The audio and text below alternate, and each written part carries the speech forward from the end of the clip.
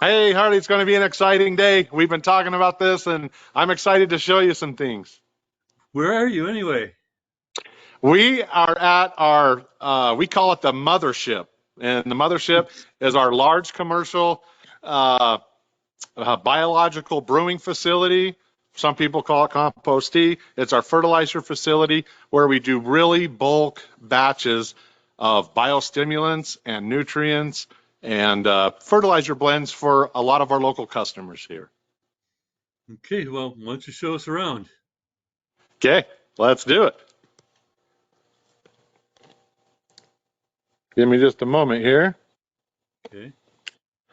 Okay, so what we got here is uh, many people refer to this as compost tea, and I understand that and has a lot of merit to it, but we refer to it as our biological brewing facility or living water or bugs. We call them bugs, biological underground system. And what we're doing, we're using all these tanks to make different microbial blends and different biostimulants, and we can mix, custom blends for people. Uh, just basically, we can do a lot with all these brewers. And from what I've studied and what I've researched and the scale of how we do it here, there's really not another operation that I've ran into that's quite like this. It's Okay. phenomenal. Do you And have do you have different blends in each tank, or you're just making smaller batches, but a lot of them? That's a great question. So, depending on the crop or depending on the biological properties that we want to express in the mix, or depending on what nutrient solution we mix it with, we have plenty of options.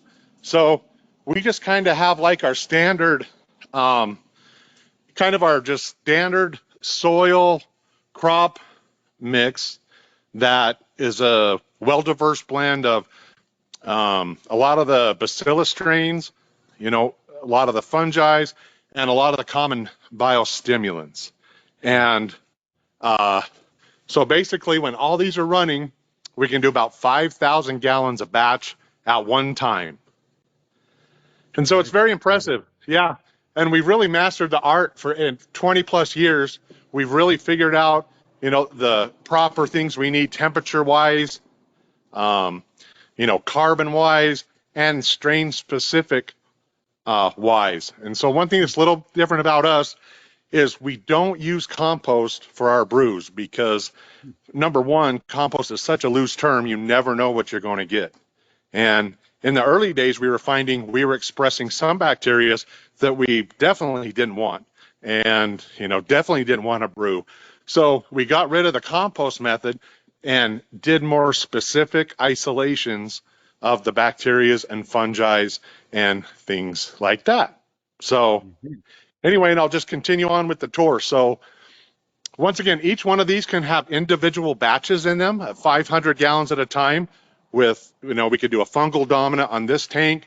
We could do a bacteria dominant on this tank. We could do a pseudomonads dominant on this tank. We could do a protozoa dominant this tank. We can do a multi-species, multi-use on this tank. And we'll keep a log to know which brew is going to which farmer, which customer. Hmm. And then they can also all work in conjunction and all have the same mix if we need a big load, 5,000 gallons or so at a time. So it's very unique and impressive. We can get really creative. This is a great way to deliver good biology and fungi to the farm and biostimulants at the same time. And our claim to fame here is, a lot of the water soluble nutrients that are used to make commercial fertilizers, we use this as the water base.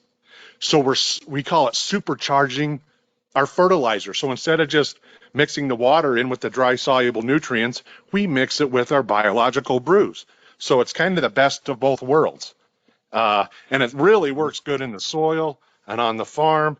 And it's just a friendly way to deliver, a heavy nutrient load when you introduce a heavy nutrient load into the soil, these biostimulants and the biological brews really soften the impact, if that makes Hmm. sense. Okay. Yeah, it does. And yeah, and we'll get to the more specifics here, but I'm just going to kind of continue our walkthrough just to let you see Okay. the, okay. And so out here, we've learned our water's really cold. So we have a big storage tank that we bring in our well water and heat it up. We like to get it to a certain temperature before we start brewing, um, because we found the acceleration of the bacteria growth has a lot to do with water temperature. So we kind of preheat the water in the sun from this tank, and this tank it's piped in. This is what we'd fill all the brewers with. And our Hmm. water comes in at about 50 degrees. I mean, it's really cold here. So we don't want to start at that. We like to let it heat up 15 to 20 degrees before we add it to the tank. And then when we get it into the tank and start our brews, it'll naturally heat itself over time. Hmm. Okay. Yeah, And then, just heat it up to where kind of room temperature then. yeah, pretty much. And then when we're finished, we like it to be between 68 and 72 degrees. That's Mm. optimum temperature for some of the propagation we like to do with some of the strains we're working with. And I know you probably understand that temperature range too. There's a lot more to do with that temperature range. Yeah, I'm sure you know that. Hmm. Yeah, the yeah, temperature is very critical at the root zone for plants, and even more so for the microorganisms, because they need warmth for the energy to do cellular metabolism to activate the enzymes, and they need oxygen. So you get in that perfect zone, you have ideal dissolved oxygen and ideal temperature for metabolism. If you go much higher, then there's not enough dissolved oxygen. If you go much lower, the temperature is going to shut down the enzymes. Get right in the Goldilocks area, though. Those microbes should be really active, and as if they're active, they divide more, right? And as they're dividing, they make more biostimulants. I mean, it's a great day. Yeah, another great point. And so we did a lot of we used a dissolved oxygen tester and meter, but Mm, it goes along exactly with what you said. We've kind of figured out where we need to be to maximize that content. So very rarely do we have to pull that dissolved oxygen meter out because the temperature is really telling us what we need to know. So good yeah, point. yeah. Okay, we'll just continue with the tour here. Okay. Okay, and let's come down here. And so we usually don't like to store our bacteria brews. Um, Yeah. Depending on what we're trying to express, some take longer to brew and some take shorter. But as we get into our busy season, we will go from the brewers and we'll just put them in these large storage tanks to hold them until the fertilizer truck shows up to load. So we try not to store them for more than about 6 hours. Mm, And in our busy season, this takes a lot of scheduling, a lot of timing, and a lot of conjunction with um, a lot of our customers and other fertilizer facilities we work with. And then coming over here, this is kind of, I call this our mix master. And what this is this little manifold is plugged into all those tanks. And again, we can pull from the brewers from this manifold individually and put them into our mix tank. And then this mix tank is where we would auger in whatever nutrients we wanted to add to them, or if they wanted a heavy humic blend, we would put the humic load in there with the biological brews and mix it up. And again, we try to really maintain that temperature. And once it's mixed, we bring it over to this little sifter here, and all the liquid goes over this fine screen to screen out any particles that are in the mix or undissolved, carbons or things like that. mm, And that shakes rapidly and then empties into what we call the bathtub. And this bathtub is a stainless steel tank that can be cleaned when we do it cleaned after every batch. So we clean it, rinse it all off, and it's ready to go. And from here, we can either go put it into a finished storage tank or pump it right into a truck. Mhm. Yeah. Yeah. Fresh brewed. Oh, yeah, we love it, fresh brewed. And then in this facility, this is also where we make our liquid gold product. And so a lot of these big storage tanks have our liquid gold product that's very popular, very good product. And so, yeah, we're a multi-use facility, and I'll just run through some key aspects on our brewers and just kind of show you some of the ideas behind it. I'm sure you know, but I'm sure some of our viewers would like to see it as well. Okay. So I hope you can still hear the audio. Yes. Okay. So we'll just start with this tank here. And this actually has a brew going in it right now. So when we're done kind of showing you the things, um, we'll go up there and I'll turn the pump on. We kind of go over some things that we're doing here. So this brew's been brewing overnight. Um, this is a strain specific brew. And what we learned is when you're doing strain specific brews, some have more expression in the light and some have more expression in the dark. And so some will leave a light overhead, and some brew in the dark.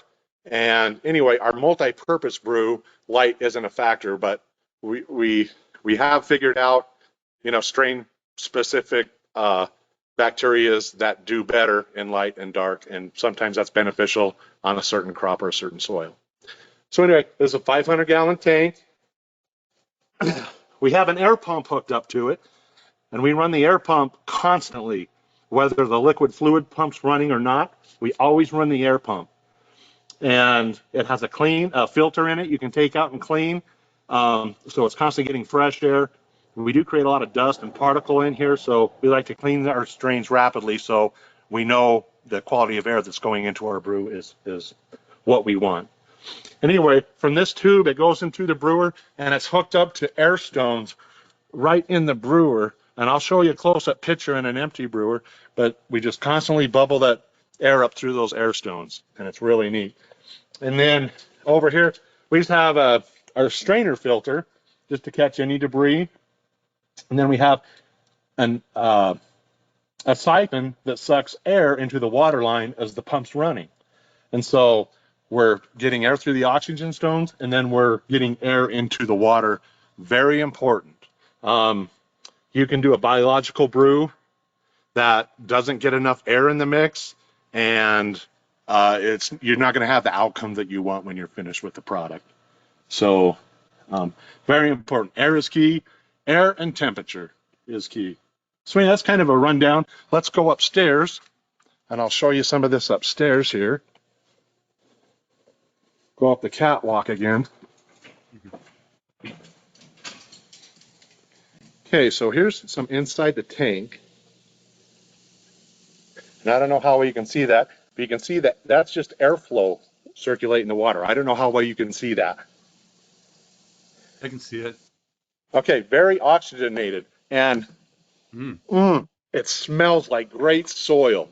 It smells like like a fresh shovel of soil that you've turned over, and you can just smell that earthy aroma and the I don't know how to do a sweet smell to it as well. Mm-hmm. So this is kind of sweet. This is well, I'm not going to tell you what that is exactly, but let's move on. Now here's one where we're just heating the water. So we just have the air bubblers going. So that's oxygenating the water and warming up the water at the same time. Mm-hmm. Then I'll show you inside this one. And here's a good look at the air stones. Go inside the tank. Go inside the tank. The echo chamber. You're inside the tank, Harley. I'm going to put the lid on it. No. What are you showing us at the bottom there? We always leave a little bit left in the tank just for extra inoculants and the air stones. Oh, okay. Yeah. And then Cool. from up here at the catwalk, you can kind of see a top view of the storage facility and the brewing Mm-hmm. facility. Mm-hmm. So that's kind of what we do Wow. I on didn't a realize large just how scale. much. Yeah, I just imagined you had just like one big tank that you were mixing up, and I had no idea the complexity. I mean, this is like a series of bioreactors. That's exactly what it is. That, God, you always have the proper terminology. That's exactly what it is. It's not a compost tea, it's a bioreactor. Yeah, a series with specific micro blends even along the way. Wow, that is so cool. Yeah, I know the really expensive biostimulant products they have overseas. What they'll do is they'll mix up a mash, they'll pre-digest it, um, to for with proteases maybe to make more amino acids. Then they send it to India, and in India they do the same thing. They have a series of bioreactors with different microbes in them, and they take out that little sludge at the very end of the line, and you can add that in drops, literally Yes. drops to the water, and it has. I mean, you can get 20% increase in yield just from a few drops of those extracts from the microbes. But it's even better what you're doing because you're providing the microbes too. So they're continuing to make biostimulants even when they're in the soil and in the roots. Very Yeah. cool. And another great point. Another great point. And if you keep your soil conditions optimum, with proper moisture and a nice plant canopy and things like that, those bacteria are going to do the same thing they're doing in the soil that they're doing in the tank. Hmm. So they continue the process. Some of them, the lifespan is short. Some of them, the lifespan is long. But they create everything they release. We've talked about this before, all the enzymes and the coenzymes and the, excrements and the whole biological system works together. Yeah. Now you were saying that you had some that were, bacteria dominant, others that were fungal dominant. Like, Mhm. so is it the same? Do you have to have different substrates to feed them, the fungi compared to the bacteria, or is it just what you put in the tank? A little bit of both. It depends on our starting inoculants and then the food source. Um, so, yeah, we've learned that fungi really excel with specific types of food sources, and some bacterias um, like specific types of food sources.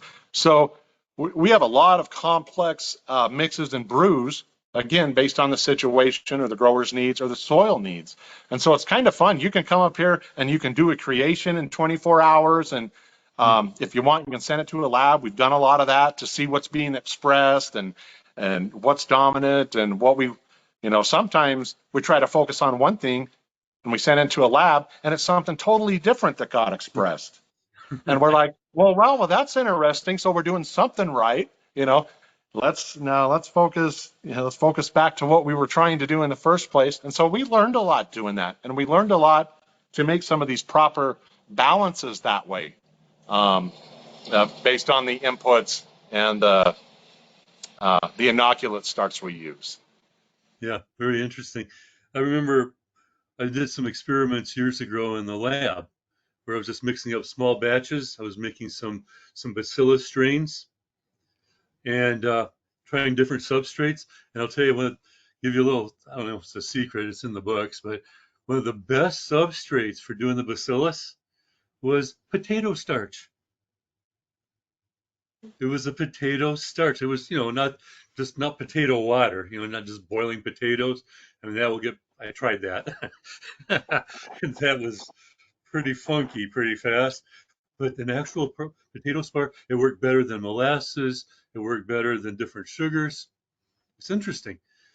And I think it's because some of those bacillus they literally make amylase that breaks down starch into simple sugars. So they're already set up in their metabolism to handle that. Just thought I'd share that with you because, I mean, I tried them side by side, and that was the one that was most active.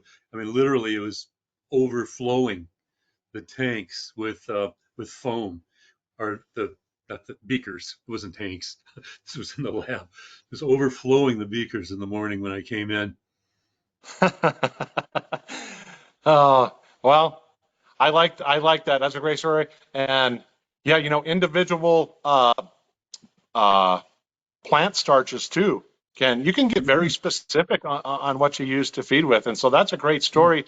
Uh, there's really, um, if it's done correctly, um, it's an endless source of food you can put into a brew.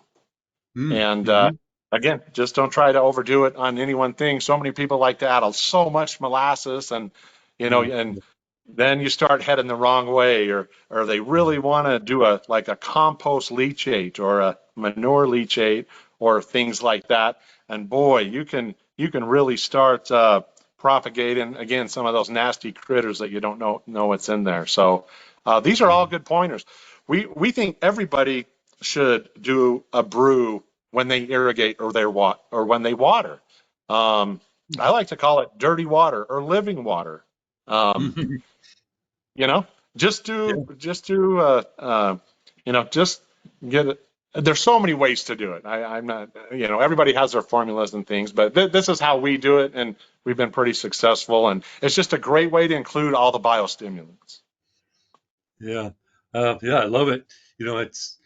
It's good to have a combination of microbes because some of them really help each other while they're helping the plant. They literally, one will fix nitrogen from the air and feed nitrogen to the ones that cellulose phosphorus.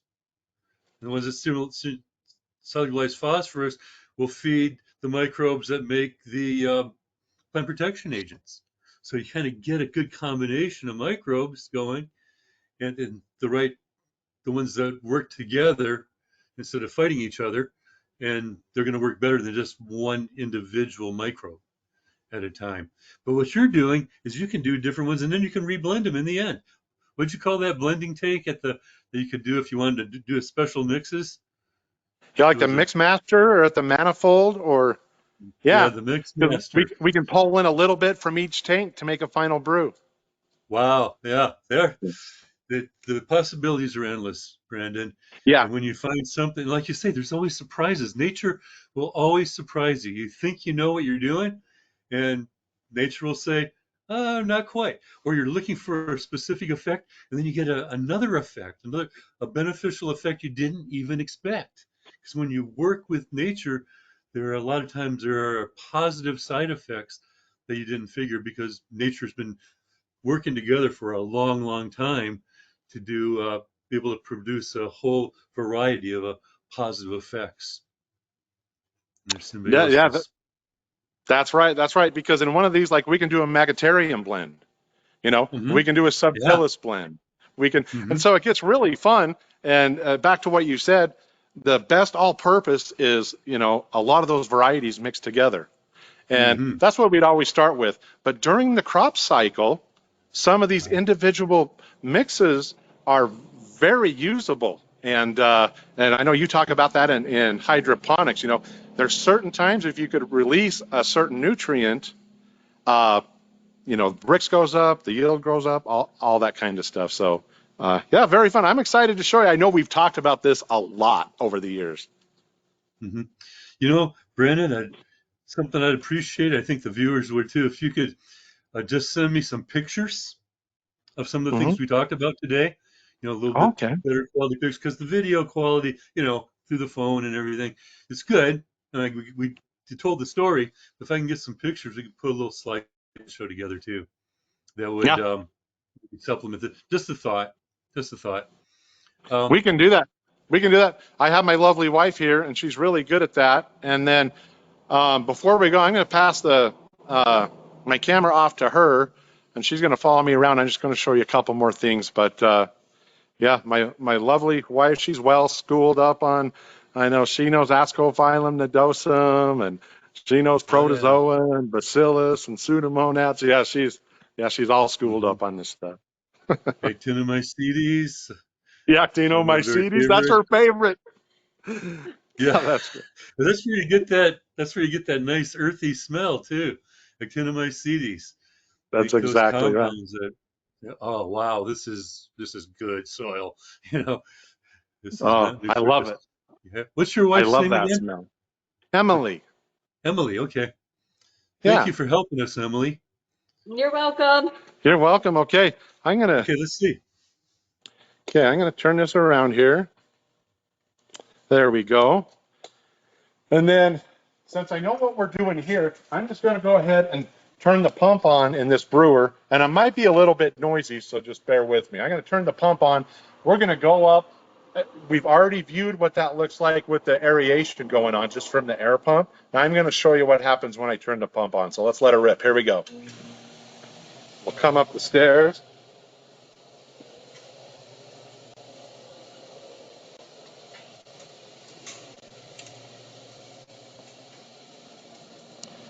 And now that the pump's running, it's really stirring it up, and it's really kind of the way the nozzles go in there, it kind of gives it a little vortex too. So it has a small Mm. vortex, but that smell's really coming out now. And see, it's just kind of what I call a nice dirty water. Huh. It smells fantastic too.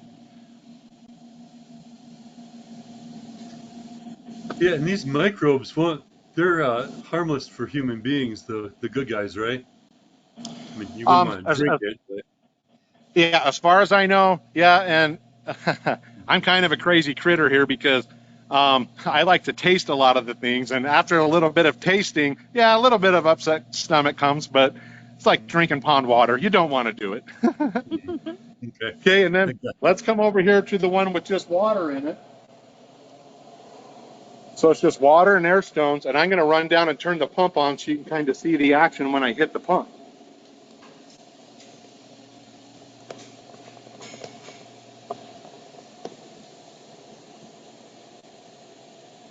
Okay, we're going to fire this one up. Here we go.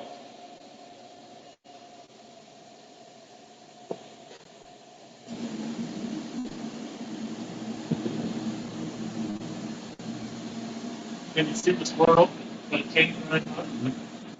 Kinda.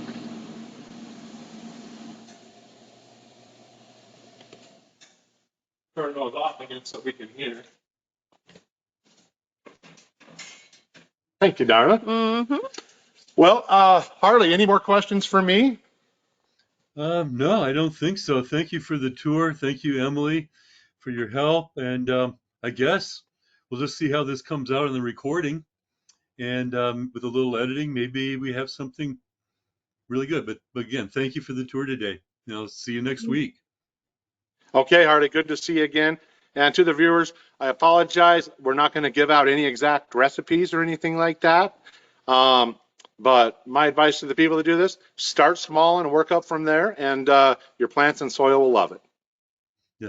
Hey, and don't forget in a couple of weeks, my next round of the Master Grower short course is coming up, and I do one whole class on microbial inoculants and compost teas, and we look at the superstars of the rhizosphere, look at some of the individual ones that we talked about today. So yeah, sign up for that course if you're curious to learn more. And I'm curious to learn more, so I'll be signing up. Okay, I'll give you a special discount. All right, Hey, I'll talk. I